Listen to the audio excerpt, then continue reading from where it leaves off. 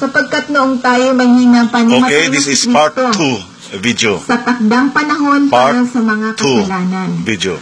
Mahirap mangyaring ialay nino man ang kanyang buhay alang-alang sa taong matuwid. Kahit na maaaring may mga has na gumawa nito alang-alang sa isang taong mabuti. Ngunit ipinadama ng Diyos ang kanyang pag-ibig sa atin nung mamatay si Kristo para sa atin noong tayo makasalanan pa. Kaya't sa pamamagitan ng kanyang dugo, tayo ngayon ay napawalang sala at tiyak na maliligtas tayo sa puot ng Diyos. Through Jesus Christ, our great goal is to do all things in love. Dahil ang pag-ibig ay, love is patient, love is kind, does not envy, does not boast, it is not proud, and is not rude. It is not self-seeking, it is not easily angered, it keeps no records of wrong. Love does not delight in evil, but rejoice with the truth. It's always protect, always trust, always hope, always preserve. Love never fails.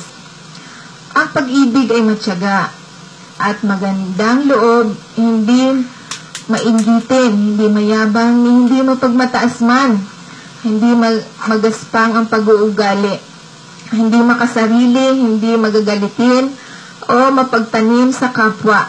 Hindi kinatutuwa ang mga gawaing masama, ngunit ikinagagalak ang katotohanan. Ang pag-ibig ay mapagpatawad, mapagtiwala, punong-puno ng pag-asa, mapagtiis hanggang wakas, matapos ang kakayahang magpahayag ng salita ng Diyos, titigil ang kakayahang magsalita ng iba't ibang wika, mawawala ang kaalaman, ngunit ang pag-ibig ay walang katapusan.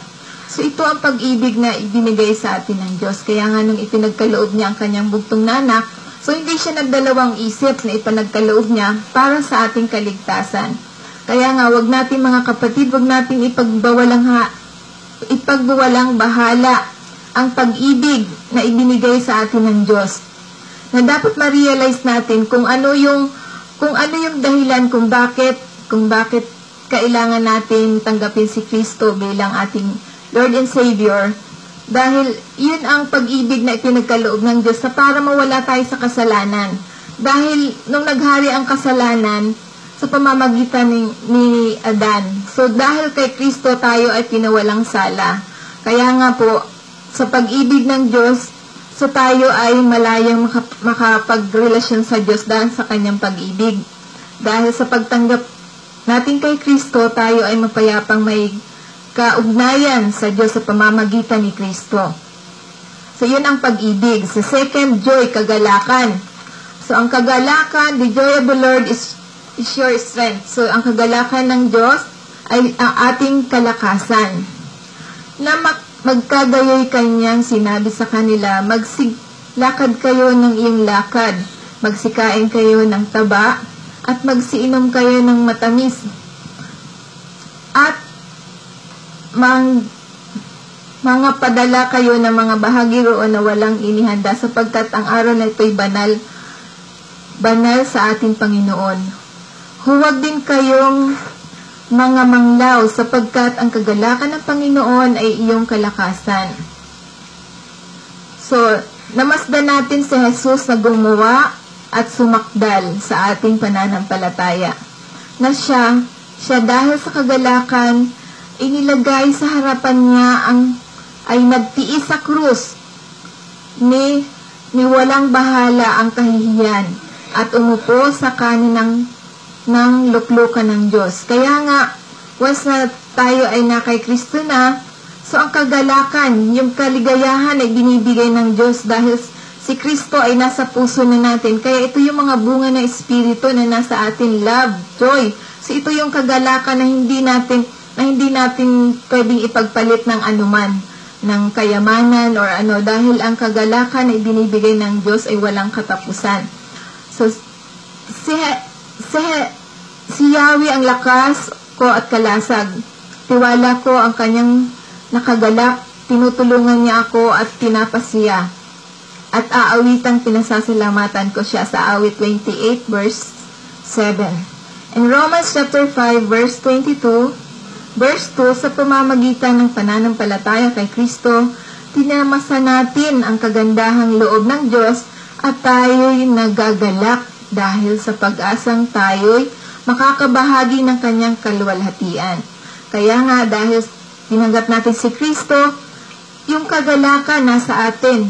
So, lahat ng bunga ng Espiritu nasa atin dahil sa pagtanggap natin sa Diyos na si Jesus Christ as Lord and Savior natin. So, number 3 is peace, kapayapaan, mapayapa tayo. So, ito yung bunga ng Espiritu, na mapayapa tayo dahil kay Kristo. So, therefore, since we have been justified through faith, we have peace with God through our Lord Jesus Christ. So, in Romans chapter 5 verse 1, yaman nga na mga inaaring ganap sa pananampalataya, meron na tayong kapayapaan sa Diyos sa pamamagitan ng Panginoong Hesukristo. Kaya nga, tayo ay may kapayapaan na sa Panginoong Hesukristo dahil tinanggap na natin si Kristo na yung namumuhay sa ating puso, kaya lahat ng mga bunga ng Espiritu nasa atin na kasi sa pagtanggap natin kay Kristo. May the God of hope fill you with all joy and peace as you trust in Him, so that you may overflow with hope by the power of the Holy Spirit. In Romans chapter 15 verse 13, puspusin nawa kayo ng Diyos na siyang bukal ng pag-asa at nawa ay pagkalooban niya kayo ng kagalakan at kapayapaan sa pamamagitan ng inyong pananampalataya upang mag-umapaw ang inyong pag-asa sa pamamagitan ng kapangyarihan ng Espiritu Santo. So, yun yung kapayapaan, peace. Yun ang bunga ng Espiritu sa atin ng Panginoon. So, number 4 is patient, long-suffering, katyagaan. So, yung pagtsatsaga natin, we are strengthened with all might according to His glorious power, and so all patient and long-suffering with joyfulness. In Colossians chapter 1 verse 11, idinadalangin din namin na patatagin niya kayo sa tulong ng kanyang dakilang kapangyarihan upang inyong matiis na masaya at mapagtyaga ang lahat ng mga bagay with all lowliness and meekness, all suffering, bearing one another in love. Kayo'y maging mapagpakumbaba, mahinahon at matyaga, magmahalan kayo at magpasensya sa isa't isa. Kaya nga, dapat matyaga tayo. So, kung tayo may minimiti sa buhay, dapat manatili sa atin na pagtyagaan natin kung ano man yung kinalalagyan natin, dapat ginagawa natin yan for the glory of God, hindi dahil sa sarili natin. Ginagawa natin na para sa Diyos, hindi para sa sarili natin. Kung ano man yun, halimbawa, kayo man ngayon ay janitor or kasambahay, so dapat ipagpasalamat natin, dapat magtyaga tayo. Dahil mararanasan natin ang favor ni God kung tayo ay magtsatsaga. So, dahil ang pagtsatsaga ay nagbubunga ng tagumpay. So, iyon yung, before ako, hindi naman ako, so, nagtyaga rin ako na, mula pagkabata at hanggang mag-college ako. So, nagtyaga ako, pero, sa pagtsatsaga ako, may tagumpay akong narating. So, ngayon, kahit saang lugar ako nakakapunta, so, ginagamit ako ng Diyos para sa mga tao. So, kahit hindi ako utusan, dapat, kung ano yung kinalalagyan mo ngayon, kung ano yung trabaho mo, kahit nawala yung amo mo or so dapat gawin mo yung ginagawa mo for the glory of God. Hindi yung gagawa ka lang kung ikaw ay, dahil ginagawa mo yan dahil sa sweldo or ginagawa mo yan dahil sa may boss ka. So, dapat kung ano yung ginagawa mo, extend mo na. Ginagawa mo yan dahil para sa Panginoon, hindi dahil para sa sarili mo. Kaya, dahil kapag yun ang inisip natin na kaya tayo nagtsatsaga na para sa Diyos, hindi natin namamalayan na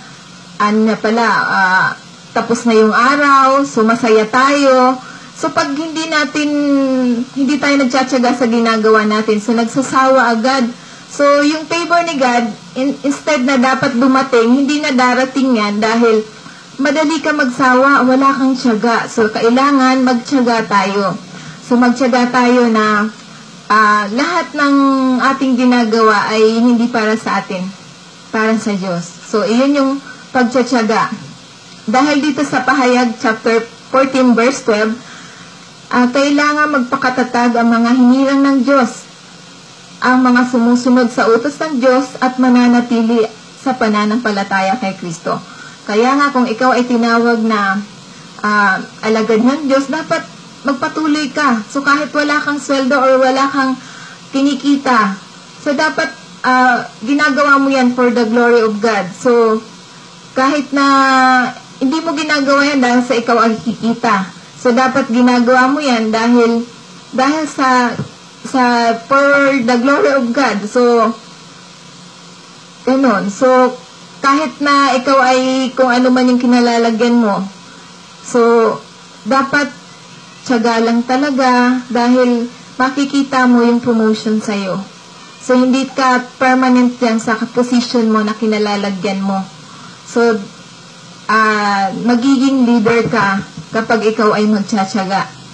So yun yung pagtsatsaga. In Romans chapter 5 verse 3, at hindi lamang ngayon, kundi naman magagalak tayo sa ating mga kapighatian na nalalaman ang kapighatian ay gumagawa ng katsagaan. So kaya nga kapag naghihirap tayo o naghihirap ang sino man, dapat wag nating iniisip na nahihirapan tayo. Dahil kapag iniisip natin na nahihirapan tayo, lalo tayong mahihirapan. So dapat iniisip natin na madali lang, walang problema. Ang katsagaan ay nagpapatunay ng pag-asa. So ang pagtsatsaga ay may pag-asa. So dapat lagi tayong magtyaga dahil may pag-asa. Lahat ng ginagawa natin ay may pag-asa. And number 5 is kindness, kabaitan. We should live in purity, understanding, patience, and kindness.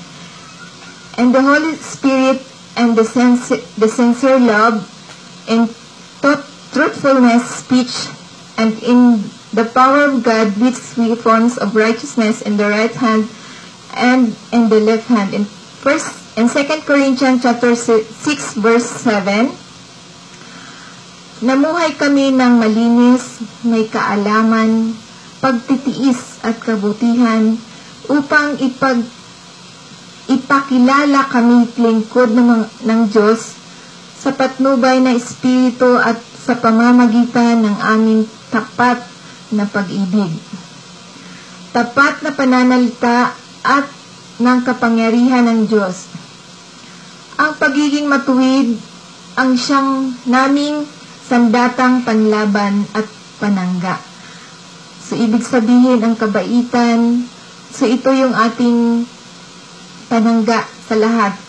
So, dapat kung mayroon nangaaway sa atin, dapat hindi natin dapat pinapatulan.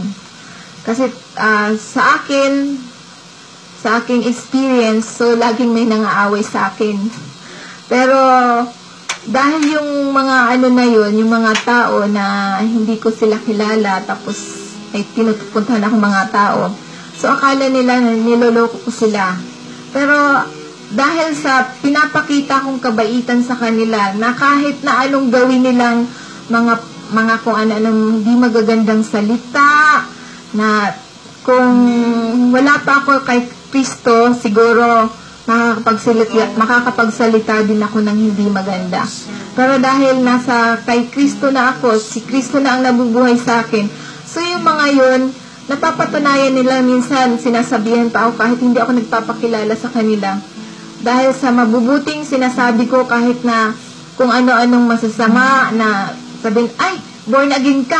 Karamihan ng born again, masasama ang mga ganyan, gano'n. So kung ano na masasama.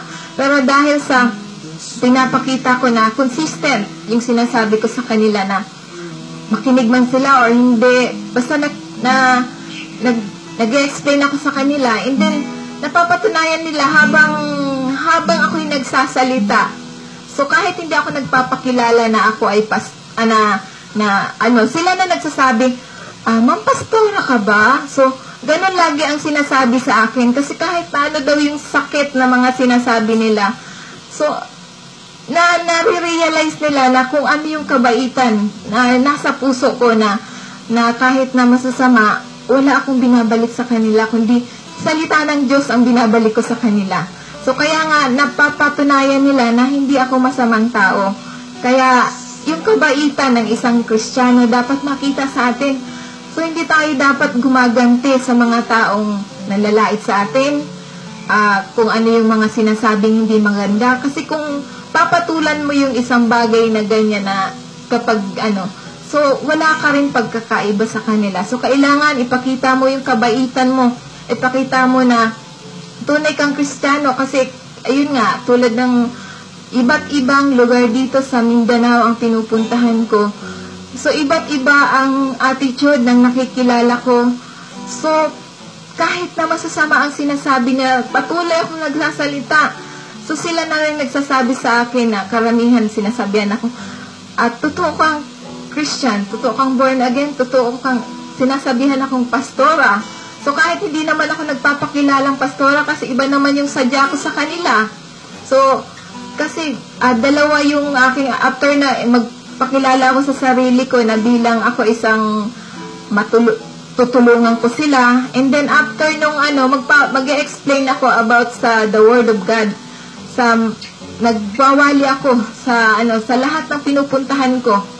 Kaya hindi matapos ang isang araw na wala ako nakakausap na para lang makapagwali ako o makapag-share ako ng Word of God. Kaya karamihan sinasabihin ako ng evangelist, pastora. So yun ang laging sinasabi sa akin kahit hindi ako nagpapakilala sa kanila. Kaya nga dapat ang kabaitan, dapat makita sa ating mga Kristiyano ang kabaitan sa atin. Hindi tayo dapat nangluloko ng kapwa, dapat mabait tayo. In number 6, goodness, kabutihan. Wherefore also we pray always for you, that our God would count you worthy of this calling and fulfill all the good pleasure of His goodness and the works of faith with power. In 2 Thessalonians chapter 1 verse 11, dahil dito lagi namin kayong idinadalangin sa Diyos, naway maging karapat-dapat kayo sa pagkakatawag niya sa inyo, at sa pamamagitan ng kanyang kapangyarihan, naway ipagkaloob niya sa inyo ang lahat ng mabuti ninyong hinahangad, ang maging ganap ng inyong mga gawaing ibinubunga ng pananampalataya. For the fruits of the Spirit is all goodness and righteousness of the truth, sapagkat pawang mabubuti, matuwid at totoo ang ginagawa ng pamumuhay sa liwanag. So kaya nga kabutihan, mabuhay tayo sa kabutihan. So dapat makita sa atin ang kabutihan bilang mga Kristiyano, bilang anak ng Diyos. Kasi kung hindi makikita sa atin ang kabutihan na tayo ay mga Kristiyano, walang maniniwala sa atin. So dati bago ako nung bata pa ako, nakapaligid sa akin yung Christian. So kasi dati Catholic ako. So ngayon kahit na hindi ako ma-convince ba para maging Christian kasi nakikita ko yung paligid ko Christian pero magulo. Wala sa kanila ang pamumuhay na dapat para kay Kristo. Dapat isabuhay nila kung ano yung ginagawa ni Kristo sa buhay nila. Dapat yung kabutihan. So, puro namang kaguluhan ang nakikita ko noong ako'y bata pa.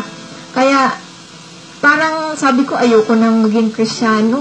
Ayoko maging born again kasi hindi naman mabubuti yung mga kapitbahay kong born again.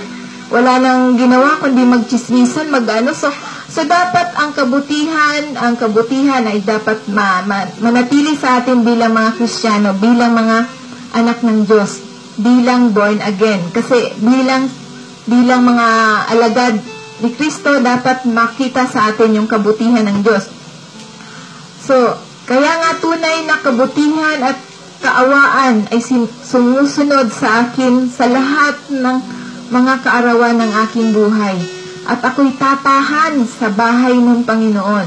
So, kaya nga, dapat araw-araw tayo maging mabuti. Hindi lamang magiging mabuti tayo pag mayroong taong nakakakita sa atin, or pag mayroong mga bisita, kailangan maging mabuti ka. Hindi. Dapat sa mga anak mo, sa asawa mo, sa kapitbahay mo. So, dapat yung kabutihan makikita sa'yo para tularan ka. Hindi yung magiging mabuti ka lang kapag yung pipiliin mo yung mga taong gusto mo maging mabuti ka. Yung bang siyempre yung iba gusto nila magiging mabuti sila sa gusto nila maging kaibigan lang. So, hindi dapat ganon. So, dapat wala kang pinipili. So, kung sino yung taong lumalapit sa'yo, kahit nga masama na ang ginagawa sa buhay sa'yo, dapat mabuti ka pa rin.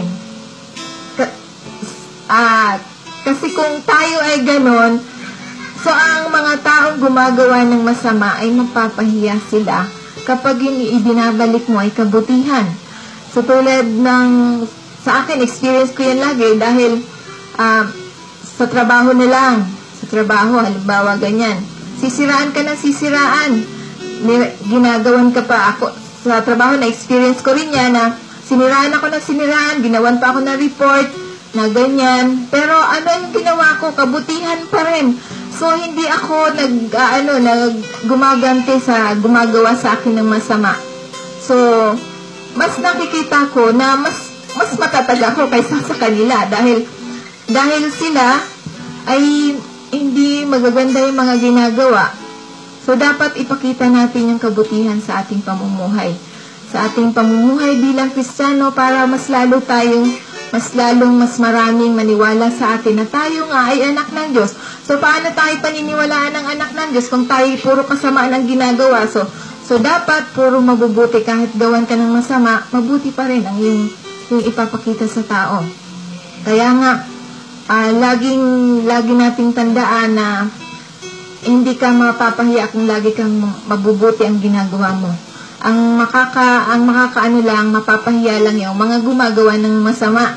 Dahil sa kabila ng lahat ng ginagawa niya, pero ang binabalik mo kabutihan. So, ganun ang mangyayari sa mga taong masasama. Hindi mabuti yung ginagawa, kaya sila yung napapahiya. Hindi tayo mapapahiya. Basta ipagpatuloy lang natin na tayo ay maging mabuti para maging tularan tayo. Para mas marami tayong ma-encourage na maging Christian, maging anak ng Diyos. Dahil kung sa ating pamumuhay bilang anak ng Diyos, hindi mabuti ang ating mga ginagawa, so hindi tayo paniniwalaan. So kailangan, bago tayo, dapat kabutihan yung ginagawa natin. So kahit gawan tayo ng masama, mabuti pa rin ang ibalik natin. Dahil pagpapalain tayo ng Diyos. So, number 7, faithfulness, katapatan. So, dapat tapat tayo. So, in Ephesians chapter 3, verse 16 to 17, ay dinadalangin kong palakasin niya ang inyong buhay spiritual ayon sa kanyang kayamanan, kadakilaan at sa pamamagitan ng Espiritu, naway manatili si Kristo sa inyong mga puso sa pamamagitan ng inyong pananalig sa Kanya. Dalangin ko lahat na iyong gawin ay nag-uugat sa pag-ibig. So, kailangan maging matapat tayo. Matapat tayo sa ating sa Diyos. So, dapat kung paano tayo magiging matapat sa Diyos? So, dapat pag-araw ng pagsamba, dapat naandun tayo. So, hindi natin ipinagpapalit ang time natin para sa Diyos. So, dapat kung ano yung ginagawa mo, iwanan mo. So, hindi ka dapat na i-priority mo yung hanap buhay mo. Dahil kapag inuna mo ang Diyos at naging tapat ka sa Diyos, so, lahat ng kailangan mo ay ipagkakaloob niya sa atin. And, ano ba, sa tithes, di ba nakalagay sa Biblia na dapat ipagkaloob mo ang para sa Diyos at yung para kay Cesar ibigay mo. So, dapat kung ano yung para sa tao na, ba, mayroon kang transaction sa tao, kung ano yung transaction mo sa tao na napagkasunduan nyo, dapat ibigay mo yon. So, hindi ka dapat nanggugulang, hindi ka nang lalamang. So, dapat tapat ka kung ano yung para sa Kanya at yung para sa Diyos, yung 10% na para sa Diyos, kung ano yung kinikita mo, dapat ipinagkakaloob natin para sa Diyos. Dahil kung ipinagkakaloob natin yung para sa Diyos ay hindi maubos ang kayamanan na ipagkakaloob sa atin ng Diyos. Dahil experience ko na yan. So, dati hindi ako marunong magbigay ng tithes. So, parang feeling ko kahit na anong laki ng kita ko, so, parang wala lang. So, napapunta lang sa hindi magandang investment. Samantalang nung nagbigay na ako ng kung ano yung kinikita ko, so binibigay ko, so hindi ako nauubusan. So, kahit nga yung mister ko noon, nag-aral siya dito, so nag-resign siya sa work. So, parang yung mister ko, kasi hindi pa siya masyadong nakakilala sa Diyos, so parang siya ay nag-alala, pero hindi ko siya pinanghinayangan na mawalan siya ng work. So, gusto ko na magkaroon siya ng time sa God. At dahil doon, so kahit siya ay nawalan ng trabaho, lalo pa kaming mas maraming kinikita. Dahil sa blessing na binibigay ni God sa akin, na yung mga clients na binibigay niya sa akin, so sila na kumukontak sa akin para lang sa ganun, para matulungan ko sila. So, ganun ang pagpapala, dapat maging faithful ka. So kahit na anong kinalalagyan mo, dapat ipagpaliban mo yung ginagawa mo, magkaroon ka ng time sa God. Dapat faithful ka sa God. Dapat kung yung para sa God, ibigay mo ng time, yung para sa Kanya. At ang lahat ay hindi ka mauubusan. So, ganun ang pagpapalang binibigay sa akin dahil hindi ako nauubusan. So, kahit kami, hindi regular na work ng aming ginagawa, pero hindi kami nauubusan. Dati, pareho kami regular ang trabaho. Pero ngayon, pareho kaming walang regular na trabaho, pero hindi kami nauubusan. Bakit? So, nagiging tapat kami. So, kung ano yung mayroon na ibinigay sa amin ng Panginoon, ibinibigay din namin sa Kanya, yung para sa Kanya. Kaya nga, lalo kaming, blessed na blessed. So, ganun ang katapatan na dapat na ibigay natin sa Diyos. So, dapat maging matapat tayo sa Kanya. Na sa lahat ng bagay, dapat ganun din. Matapat din tayo sa ating mga kapatid, sa ating asawa. Dapat tapat din tayo sa asawa natin. So, dapat kung ano yung dapat sinasabi natin sa asawa natin. Kapag nagkasala tayo sa asawa natin, dapat humingi tayo ng kapatawaran sa Kanya. Maging tapat tayo kung ano man yung nagiging kasalanan natin. So, kung ano man yung mayroon ka na hindi mo nasabi, dapat sabihin mo agad. So, parang minsan ko na rin yan na nung minsan hindi ako nagsabi sa Kanya ng totoo. So, mas lalong nawalan ako. Pero dahil sa tayo'y anak ng Diyos, hindi rin naman ako nakatiis. So, sinabi ko rin sa Kanya. Kaya, ibinalik din sa akin ng Diyos yung nawala sa akin. Dahil kailangan maging faithful tayo. Dapat tapat tayo. Kaya dapat lahat para hindi na mapasukan tayo ng masamang espiritu, na hindi na makialam si Satanas sa buhay natin. Dapat maging tapat tayo, at pag tayo nagkasala, wag natin ipagpaliban na hindi tayo makahingi ng tawad sa Diyos, at kung sa tao man na ating na hindi tayo naging tapat. Ganun din sa ating mga magulang. So, kung kayo ay mga estudyante, so dapat tapat kayo sa mga magulang nyo. Hindi dapat kayo nagdadahilan para lang bigyan kayo ng extra money. So, dapat tapat kayo sa sa kailangan nyo sa school. Hindi dapat kayo naggagawa pa ng ibang dahilan para lang mabigyan kayo ng extra. Kung may kailangan kayo ng extra, dapat sabihin nyo ng totoo. Hindi yung dahil natatakot ka na baka hindi ka bigyan ng ganyan. So, dapat tapat ka. Hindi ka dapat na mag-secret. So, ganun. So, ang mga yaoy bagong tuwing umaga dakila ang iyong pagtatapat. So, dapat tuwing umaga or araw-araw tayo laging tapat. And number 8 is gentleness or kahinahunan. So, in Ephesians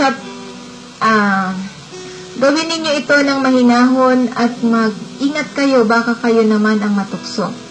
So, in Ephesians chapter 2 verse 4, chapter 4 verse 2, kayo maging mapagkumbaba, mahinahon at matyaga. Mapagmahal kayo at magpasensya sa isa't isa. So, in 1 Timothy chapter 6 verse 11, ngunit ikaw ay lingkod ng Diyos, umiwas ka sa mga bagay na ito, sikapin mong mamuhay ng matuwid, maka-Diyos, may pananampalataya, pag-ibig, pagtitiis, at kahinahunan.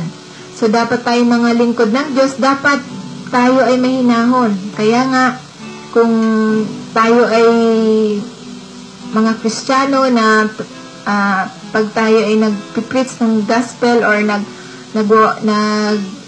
nagsishare tayo ng magandang balita, kung kahit na ano yung masamang sinasabi nila dahil sa nagpipreach ka, ipagpatuloy mo lang.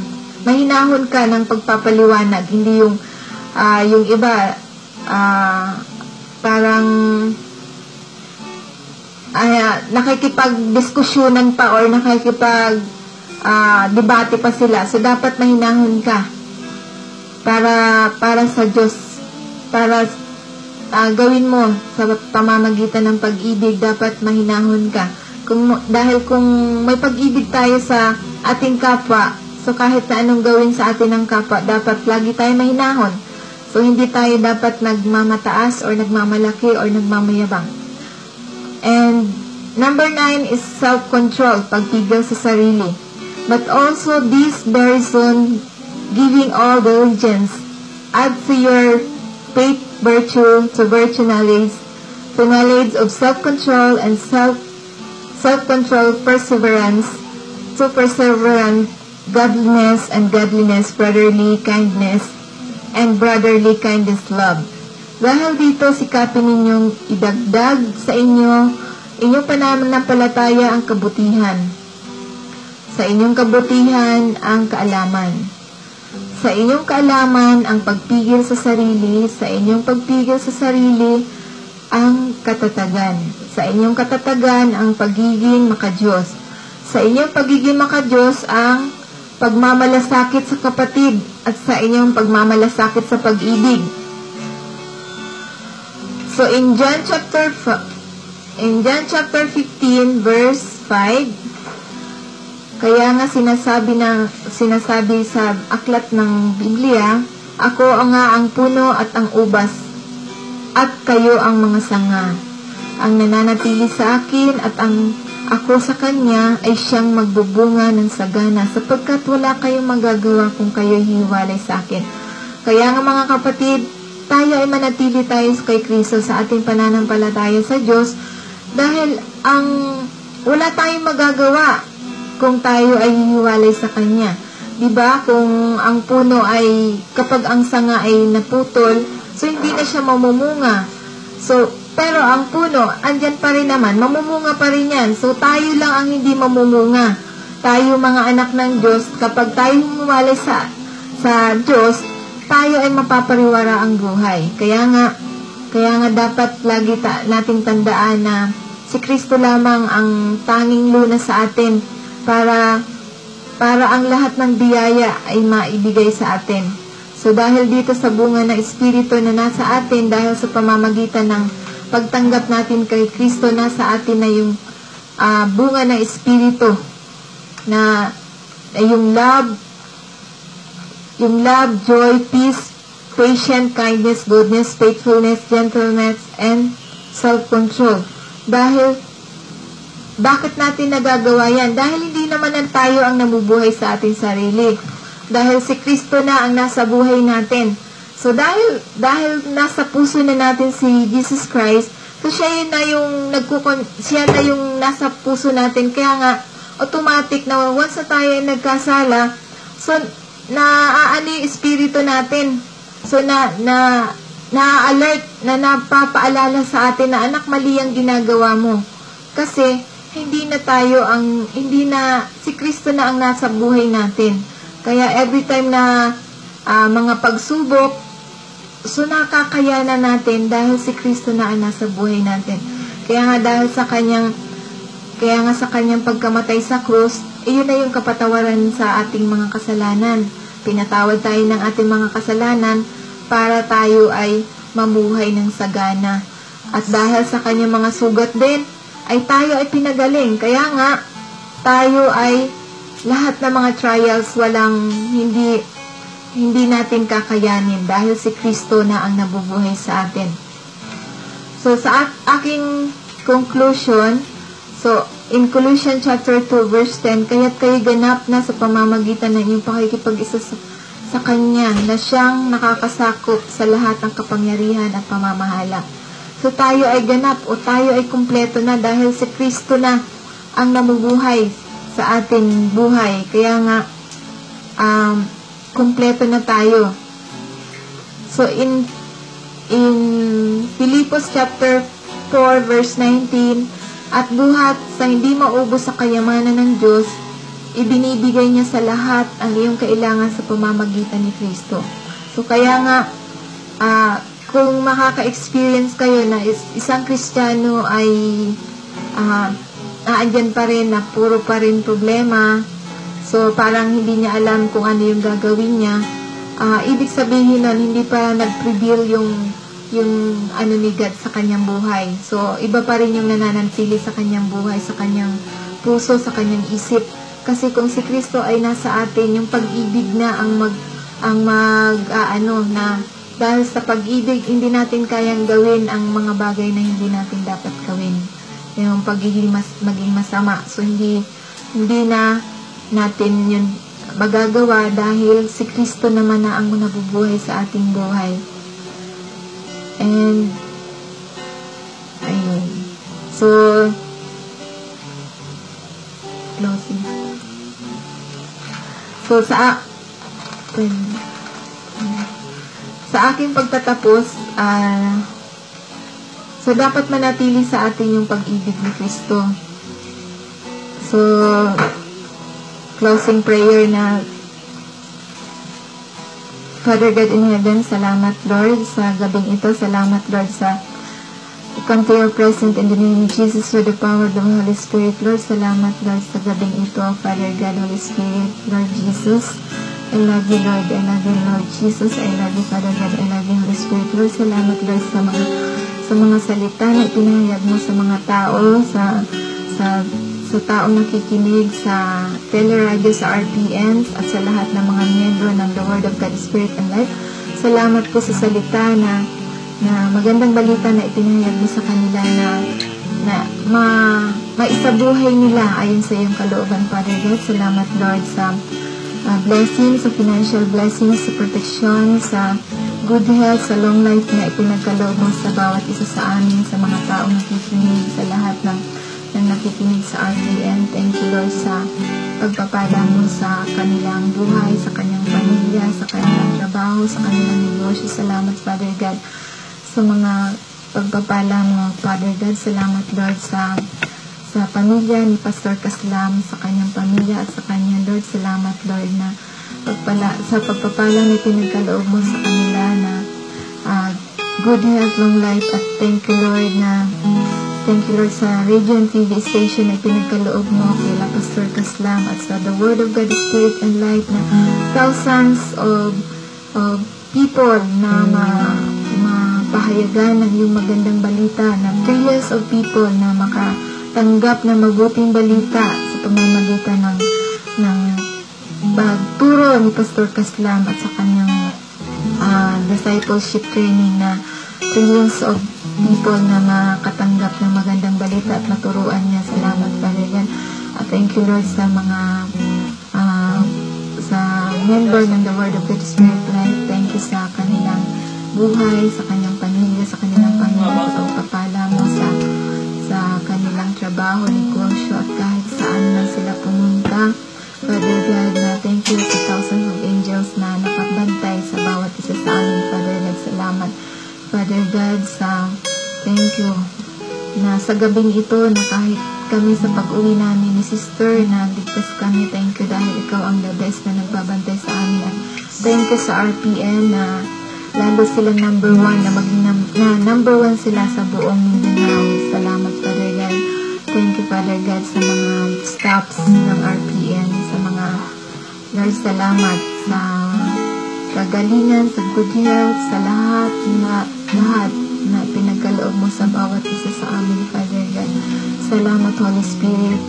Thank you, Father God. Salamat, Lord Jesus.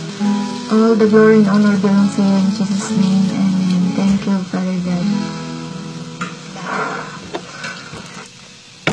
The longer I serve Him, the sweeter He grows.